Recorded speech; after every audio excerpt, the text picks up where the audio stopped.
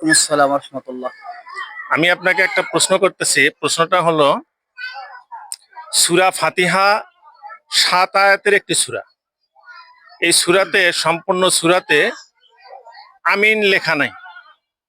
এই ৭ আয়াতের মধ্যে কোথাও আমিন নাই। আমার প্রশ্ন হচ্ছে, এই আমিন শব্দটা কে ঢুকাইলো, কে নিয়ে আসলো, আমরা কেন বলি? আপনি অনেক সুন্দর প্রশ্ন করেছেন।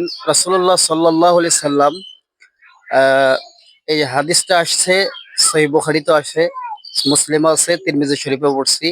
1999 নম্বর হাদিসের মধ্যে আসছে রাসূলুল্লাহ সাল্লাল্লাহু আলাইহি সাল্লাম সাহাবীদেরকে নিয়ে বসে আছেন। বসে থাকা অবস্থায় রাসূলুল্লাহ সাল্লাল্লাহু আলাইহি সাল্লাম এর কাছে হযরতে জিবরাইল আলাইহিস সালাম চলে আসলেন।